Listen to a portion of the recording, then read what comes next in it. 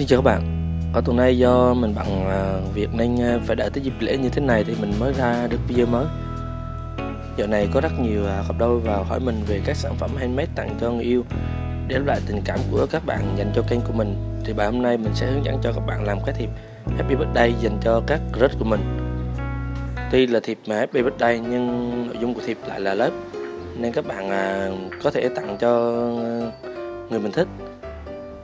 Đây là thiệp dạng box úp card, vừa bật và xoắn lên khá là bắt mắt. Nếu các bạn đã từng xem video của mình thì để làm thiệp mình hay chọn các loại giấy cứng dung lượng từ 150 gm trở lên. Mình đã lên kế hoạch làm scrapbook tông màu xanh nên bài này mình sẵn tiện mình sẽ chọn luôn tông màu này để làm luôn cho bài sau. Còn các bạn làm thiệp thôi thì nên chọn các tông màu đỏ hồng cho hợp với chủ đề. Bây giờ các bạn hãy theo dõi tiếp video của mình để làm nhé.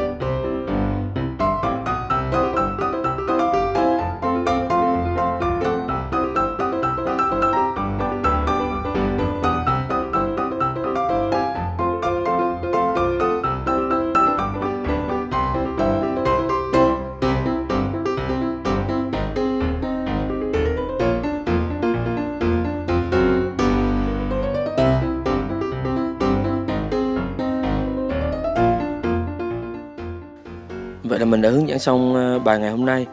Bạn thấy cái thiệp ở bài này thế nào? Bạn nào có thắc mắc gì thì cứ comment ở dưới nhé. Nếu thấy hay thì đừng quên like và subscribe ủng hộ mình nhé. Cảm ơn tất cả các bạn.